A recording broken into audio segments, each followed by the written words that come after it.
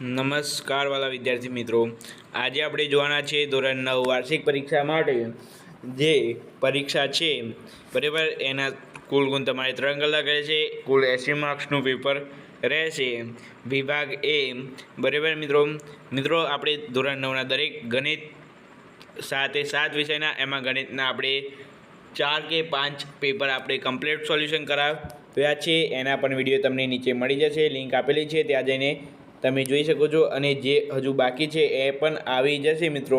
ઉતાવળ કરતા નહીં, તમારી પરીક્ષા પહેલાં આપણે એ 5 વિડીયો આવી જશે. અને ધોરણ 9 માટે આપણે ખાસ સેક્શન લાવ્યા છીએ એક કે તમારી જે દાળ પેપર હશે એના આગલા દિવસ સવારે અને એના એ દિવસે પહેલાં, એટલે જે દિવસ પેપર હોય એના એક દિવસ પહેલાં, એના એ દિવસ રાતે તમારે લાઈવ સેક્શન હશે જેમાં તમને આઈએમપી પ્રશ્નો આપવામાં આવશે બરાબર. આવું એક પેપર ટાઈપ હશે તો જે તમને એમાંથી પૂછાશે. સવારે જે તમે એક સેક્શન અટેન્ડ કરો એ, અને રાતે પેપરના આગલા દિવસ એક દિવસ પહેલાં જે તમે આઈએમપી સેક્શનના વિડીયો અટેન્ડ કરો એમાંથી જ તમારે પેપર આવશે બરાબર. આમાંથી પણ તમારે 50થી 70% પેપર પૂછાશે. એ તમારે 100% પહેલાં તૈયાર કરી લેવાનું છે બરાબર મિત્રો. અહીંયા આપણે જોઈએ તો અહીંયા કહે છે વાર્ષિક પરીક્ષા માટે ધોરણ 9 વિજ્ઞાન, કુલ ગુણ 80, સમય 3 કલાક છે. વિભાગ એ જ બરાબર. અહીંયા છે તમારે નીચે આપેલ વિકલ્પોમાંથી સાચો વિકલ્પ પસંદ કરીને લખવાનો છે, જવાબ આપવાનો છે બરાબર મિત્રો. દરેકનો 1 ગુણ રહેશે, કુલ ગુણ 5 રહેશે. પહેલો છે 30°C તાપમાને 1 કપ પાણીનો ખોળ દ્રાવ્ય કરી તેને ગરમ કરવામાં આવે તો એ સ્ફટિક બને, બી બાષ્પીભવન થાય, સી અસંતૃપ્ત બને કે ડી બોર્ડના કણો છૂટા પડે. તો અહીંયા મિત્રો જવાબ આવશે સી અસંતૃપ્ત બને બરાબર. ત્યાર પછી છે થર્મોમીટરમાં વપરાતી ધાતુની સંજ્ઞા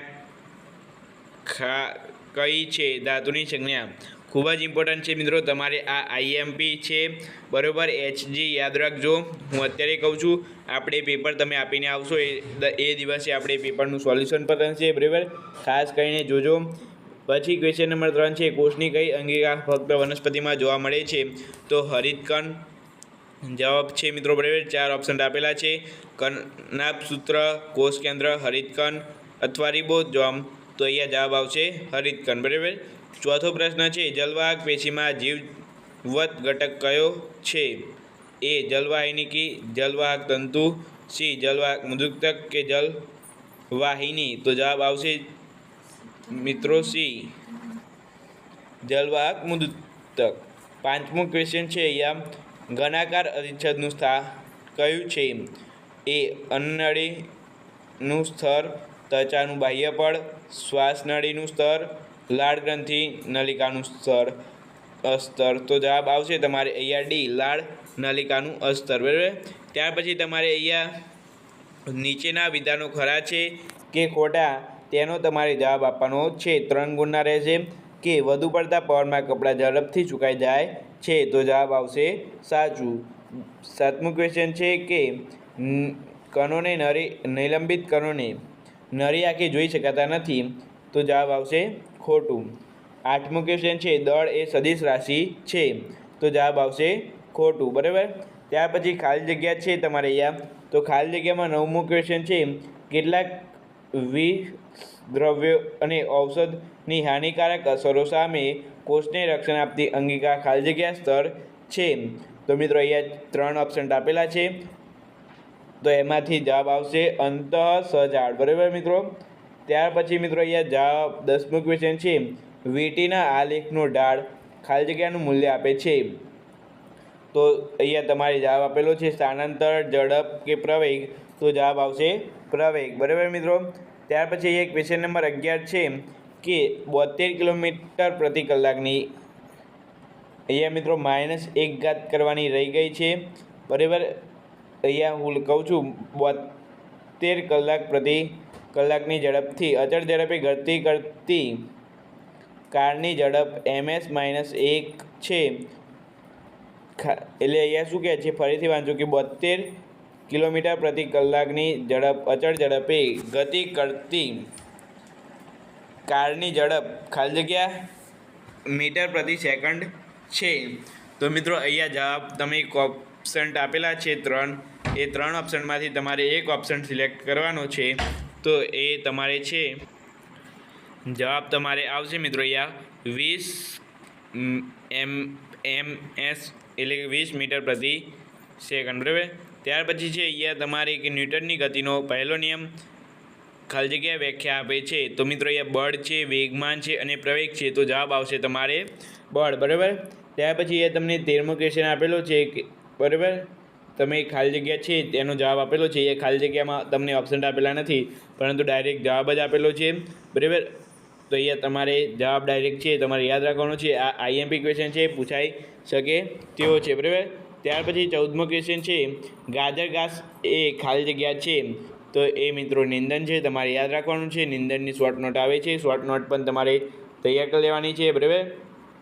ત્યાર પછી છે એ એક વાક્ય અથવા એક શબ્દમાં તમારે જવાબ આપવાનો છે. એલપીજી અને સીએનજીનું પૂરું નામ લખવાનું છે. તો એલપીજી એટલે લિક્વિફાઈડ પેટ્રોલિયમ ગેસ અને સીએનજી એટલે કોમ્પ્રેસ્ડ નેચરલ ગેસ, બરાબર. ત્યાર પછી ક્વેશ્ચન નંબર 16 છે, શુદ્ધ પદાર્થનો અર્થ શું થાય? તો જે પદાર્થમાં રહેલ તમામ કણોના રાસાયણિક ગુણધર્મો સમાન હોય તેને શુદ્ધ પદાર્થ કહી શકાય છે. ત્યાર પછી ક્વેશ્ચન નંબર 17 છે, IUPACનું પૂર્ણ નામ તમારે લખવાનું છે. તો international union of pure and applied chemistry, બરાબર.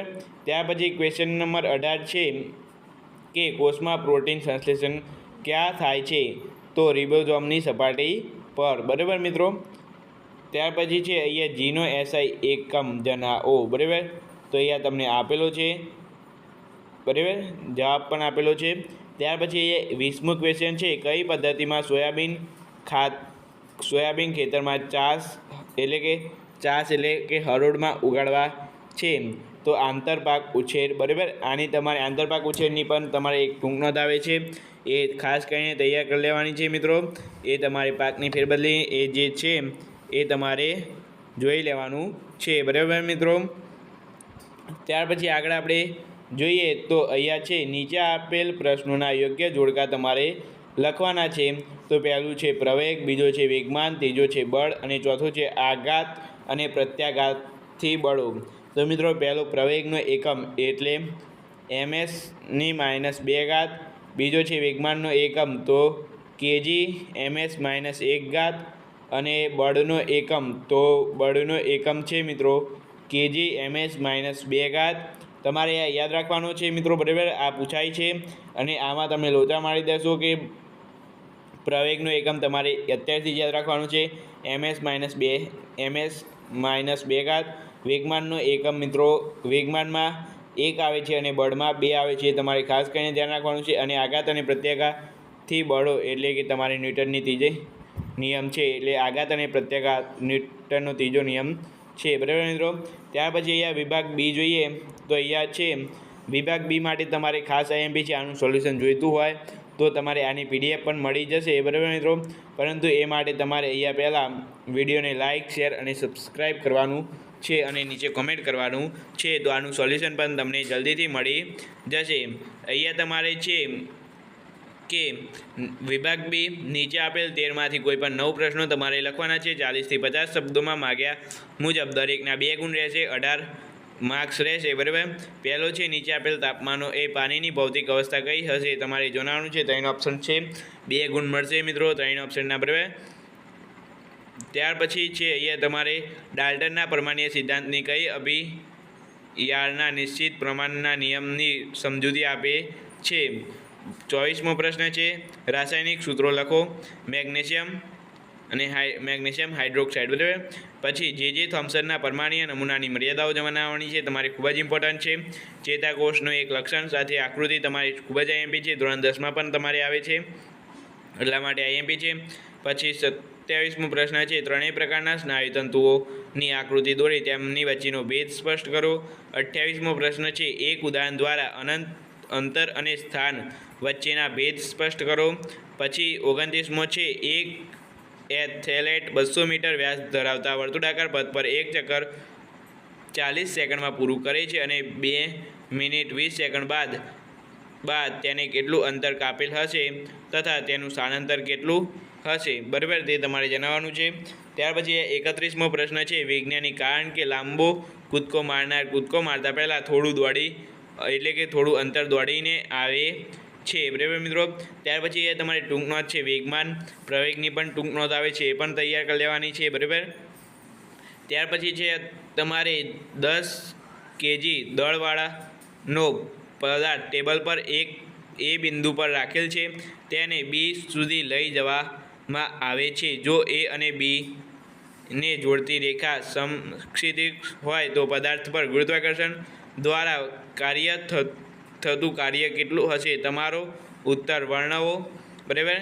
33મો છે, અનુરણન શું છે, તેને કઈ રીતે ઘટાડી શકાય છે, બરાબર. 34મો પ્રશ્ન છે તમારે અહીંયા કે નીચે આપેલ વિધાનનું વિવેચન કરવાનું છે. એ રસપ્રદ છે કે ભારતમાં મરઘો ઓછા રેસાના ખાદ્ય પદાર્થોને ઊંચી પોષક તત્વવાળા પ્રોટીન આહારમાં પરિવર્તન કરવા માટે સૌથી વધારે સક્ષમ છે, જે માનવ ખાદ્ય પદાર્થ તરીકે અયોગ્ય છે, બરાબર મિત્રો. એ તમારે પ્રશ્નો હું તમને આપી દીધા. જવાબ પણ જોઈતા હોય તો જવાબ પણ ટૂંક સમયમાં મળી જશે. પરંતુ પહેલાં મિત્રો વિડીયોને લાઇક કરો, શેર કરો અને સબસ્ક્રાઈબ કરો. તમારે દરેક વિષયના ઓછામાં ઓછા 3 પ્રશ્નપત્ર તો તમને આ યુટ્યુબ ચેનલ પરથી મળી જશે, બરાબર મિત્રો. પછી વિભાગ સી છે કે નીચે આપેલ 9માંથી તમારે કોઈ પણ 6 પ્રશ્નો લખવાના છે. 60 થી 80 શબ્દોમાં તમારે મુદ્દાસર ઉત્તર લખવાના છે. પ્રત્યેકનો 3 ગુણ રહેશે, 18 ગુણનો છે, બરાબર. 35મો પ્રશ્ન છે, વાયુ અવસ્થાના ગુણધર્મો તમારે લખવાના છે અહીંયા. 36મો પ્રશ્ન છે, નિધિ બજારમાંથી નેલ પોલિશની ખરીદી કરે છે, પરંતુ તે લાંબા સમય સુધી ઉપયોગ કરી શકતી નથી. આથી નેલ પોલિશ સુકાઈ જાય છે અને તે ડસ્ટબિનમાં નાખી દે છે. તેની તૃપ્તિ તેને આ સુકાઈ ગયેલ નેલ પોલિશમાં નેઇલ પોલિશ રિમૂવર ઉમેરી તેને હલાવવાની સૂચના આપે છે. નિધિ આશ્ચર્યચકિત થઈ જાય છે અને તેને નેઇલ પોલિશ ફરીથી ઉપયોગ કરી તે તૃપ્તિનો આભાર માને છે. તો અહીંયા જવાબ તમારે 3 આપવાના છે કે નેઇલ પોલિશમાં વપરાયેલ દ્રાવક કયો છે. બીજો છે, શા માટે નેઇલ પોલિશની શીશી હવાચુસ્ત રીતે બંધ હોવી જોઈએ. ત્રીજો છે, આ દ્રાવણમાં રહેલ રંગકોને કઈ પદ્ધતિ દ્વારા અલગ કરી શકાય છે. 37મો પ્રશ્ન છે, કલીલના ગુણધર્મો તમારે લખો, બરાબર. 38મો પ્રશ્ન છે, આયનીય સંયોજનોના સૂત્રો કઈ રીતે લખવામાં આવે છે, ઉદાહરણ આપી સમજાવો. આશ્રુતિ એટલે શું, આશ્રુતિ ક્રિયાનું એક ઉદાહરણ જણાવી આકૃતિ ક્રિયાનું મહત્ત્વ જણાવો. ટૂંક નોંધ છે, રસધાણીઓ, બરાબર. 41મો પ્રશ્ન છે, તમારે અહીંયા જોઈ લેવાનું છે, બરાબર. અહીંયા 3 ઓપ્શન 3 જવાબ તમારે લખવાના છે. એક કાર કોઈ સાજલી પરથી 0.5 સેકન્ડમાં નીચે જમીન પર પડે છે અને ગણતરીની સરળતા ખાતર જીનું મૂલ્ય 10 ms - 2 લો. તો અહીંયા તમારે 3 જવાબ પ્રશ્નો આપેલા છે, તેના તમારે જવાબ આપવાના છે, બરાબર મિત્રો. તો અહીંયા તમારે પહેલો છે, જમીન પર અથડાતી વખતે કારનો વેગ કેટલો હશે. બીજો છે, 0.5 સેકન્ડ દરમિયાન કારની સરેરાશ ઝડપ કેટલી હશે. ત્રીજો છે, જમીનથી સાજલી કેટલી ઊંચાઈએ પર હશે, બરાબર. ત્યાર પછી અહીંયા તમારે 42મો પ્રશ્ન છે, ઉધ્વ દિશામાં ફેંકવામાં આવેલ એક દડો બાદ, એટલે કે અહીંયા જવાબ છે, ઉધ્વ દિશામાં ફેંકવામાં આવેલ એક દડો ઉડ બાદ ફેંકવાના. અહીંયા મિત્રો તમારે અહીંયા જવાબમાં આ પ્રશ્નમાં થોડો કન્ફ્યુઝન છે, પરંતુ અહીંયા તમારે ચોપડીમાં આપેલો દાખલો છે આ, બરાબર, એટલે કે પ્રશ્ન આપેલો છે, જોઈ લેવાનું તમારે મિત્રો આ, બરાબર. અને નીચે કોમેન્ટ કરો જેને પણ મળે એ, બરાબર. આનો હું નીચે કોમેન્ટ તો કરી દઈશ. આનો જે જવાબ હશે એ 42 નંબરનો, બરાબર મિત્રો. અહીંયા કે ઉધ્વ દિશામાં ફેંકેલ એક દડો ઉડાન બાદ ફેંકવામાં, અહીંયા આનો જવાબ આખો કમેન્ટ તમને કરું છું. ત્યાર પછી ટૂંક નોંધ છે, પાવર તમારે લખવાનું છે. ત્યાર પછી તમારે વિભાગ ડી આવે છે. વિભાગ ડીમાં તમારે અહીંયા ખૂબ જ ઇમ્પોર્ટન્ટ છે મિત્રો કે વિભાગ ડીમાંથી 20 માંથી 20 ગુણ પ્રાપ્ત કરવા હોય તો પહેલાં એક તો તમારે રાઇટિંગ કમ્પ્લીટ હોવું જોઈએ, બરાબર. અને ત્યાર પછી અહીંયા તમારે કોઈ પણ 5 પ્રશ્નો કીધા છે તો તમારે કોઈ પણ 6 પ્રશ્નો કમ્પ્લીટ લખવાના છે, તો તમારે 20 ગુણ મળવાની સંભાવના પૂરેપૂરી છે. 6 પ્રશ્નો લખીને આવશો તો 100% તમારે 20 ગુણ મળશે ને મળશે. 5 કીધા છે પરંતુ એક એક્સ્ટ્રા તમારે લખવાનું છે અને તમને ટાઈમ 100% મળશે જ મિત્રો, બરાબર. એટલા માટે તમારે 5 પ્રશ્નો કીધા છે, 6 પ્રશ્નો લખીને આવશો તો 20 ગુણ તમારે 100% આવશે. 44નો પ્રશ્ન છે, સમસ્થાનિકો એટલે શું તેના વિશે સમજૂતી આપો. સમસ્થાનિકોના કોઈ પણ 2 ઉપયોગો જણાવો. સમસ્થાનિકોના અનુપ્રયોગો જણાવવાના છે. ત્યાર પછી 45મો પ્રશ્ન છે, રુધરફોર્ડના પરમાણ્વીય નમૂનો આકૃતિ ઘેરી સમજાવો. આ નમૂનો દ્વારા જાણવા મળતી પરમાણુ લાક્ષણિકતાઓ જણાવવાની છે, બરાબર મિત્રો. ત્યાર પછી છે, ઉનાળામાં કાચી કેરીનો મુરંદો, છુંદો અથવા અથાણું બનાવવા પહેલાં તેમાં ખાંડી મીઠું ઉમેરી સૂર્યપ્રકાશની ગરમીમાં 7 થી 10 દિવસ સુધી રાખવામાં આવે છે, બરાબર મિત્રો. એના 3 જવાબ છે તે આપવાના છે. તો અહીંયા છે પહેલો, એ ગરમીમાં રાખતા શું થાય છે. બી, છુંદો શા માટે વધારે રસાળ બને છે. સી, છુંદો સમગ્ર વર્ષ દરમિયાન શા માટે બગડતો નથી, બરાબર. તો અહીંયા પહેલાં તમારે આમાંથી એક રુધરફોર્ડનો આઈએમપી છે મિત્રો, બરાબર, એ તમારે કરી લેવાનો છે. રુધરફોર્ડવાળો તમારે આવવાનો છે મિત્રો, એટલા માટે તમારે આ કરી લેજો, બરાબર મિત્રો. ત્યાર પછી અહીંયા 47મો પ્રશ્ન છે, શાળાના પ્રવાસ દરમિયાન દરિયા કિનારે આવતા હળવા મોજામાં પગ પલાળી રહેલા વિદ્યાર્થીઓએ શિક્ષક વધારે સમય આ ન કરવાનું કહે તેમજ પાણી પીવાની ના પાડે છે. તો વધારે સમય વધારે સમય પાણીમાં પગ પલાળી રાખવામાં આવે તો શું થાય. બીજો જવાબ પ્રશ્ન છે કે દરિયાનું પાણી કયા પ્રકારના દ્રાવણ તરીકે ઓળખાય છે. અને ત્રીજો પ્રશ્ન છે, વિદ્યાર્થીઓ આ પાણી પીવે તો શું થાય, બરાબર મિત્રો. ત્યાર પછી અહીંયા છે તમારે લાસ્ટ એક તમને આપું છું આઈએમપી, ગુરુત્વાકર્ષણનો સાર્વત્રિક નિયમ સમજાવો, તેનું ગાણિતિક સ્વરૂપ મેળવો. આ નિયમ તમારે લખવાનો છે. અથવા તમારે મિત્રો 3 જે છે ગુરુત્વાકર્ષણના ન્યૂટનના 3 નિયમો છે, એ 3 નિયમમાંથી એક નિયમ 100% આવશે, બરાબર. એટલે કે આ તમે જોઈ શકો છો, બરાબર. ન્યૂટનના 3 નિયમમાંથી એક નિયમ 100% આવશે. ત્યાર પછી જે પદાર્થની ઘનતાની સાપેક્ષ ઘનતા, પદાર્થની ઘનતા અને સાપેક્ષ ઘનતા તમારે સમજાવવાની રહેશે. ઉર્જાના પ્રકાર લખો અને તે પૈકી ગતિ ઉર્જાનું સૂત્ર તારવો. ત્યાર પછી જે કૃષિ પાક કે જાતોમાં સુધારાની કઈ બાબતો માટે કરાય છે સમજાવો, બરાબર મિત્રો. તો અહીંયા મિત્રો આપણે જોયું કે અહીંયા તમને કેટલા પ્રશ્નો આપેલા છે, 2, 4, 5, 6, 7, 8 પ્રશ્નો આપેલા છે. 8 પ્રશ્નમાંથી કોઈ પણ 6 પ્રશ્નો તમારે લખવાના છે. તો ખાસ કરીને એ પ્રશ્ન લખજો. અને હું એ પેલો 42મો પ્રશ્ન કીધો ને તમને, તો એ મને નીચે એકવાર ફરીથી કોમેન્ટ કરી દેજો કે 42મો પ્રશ્ન તમારે નીચે લખવાનો છે, બરાબર. તો એ તમને 100% આવશે, મોકલી દઈશ. આની PDF જોતી હોય તો પહેલાં વિડીયોને લાઇક કરો, શેર કરો અને સબસ્ક્રાઈબ કરો. અને અવશ્યપણે તમારા મિત્રોને શેર કરજો, બરાબર, ભૂલતા નહીં. અને નીચે કોમેન્ટ કરો તો આની PDF પણ આપણે ટૂંક જ સમયમાં આપણે અપલોડ કરી દઈશું, બરાબર. તો ચાલો આપણે પેપર નંબર 2 સાથે મળીશું. આપણે પેપર નંબર 1નું કમ્પ્લીટ પ્રશ્ન કી એટલે કે પ્રશ્નપત્ર જોયું, એમાં પણ વિભાગ એનું સોલ્યુશન કરી લીધું. હવે વિભાગ B અને Cનું અને Dનું સોલ્યુશન છે, તો એ પણ ટૂંક જ સમયમાં આવી જશે. વિડીયો ગમ્યો હોય તો લાઇક, શેર અને સબસ્ક્રાઈબ કરવાનું ભૂલતા નહીં. આપણે મળીશું આ વિડીયો સાથે. Thank you so much. Video જોવા બદલ તમારો ખૂબ ખૂબ આભાર.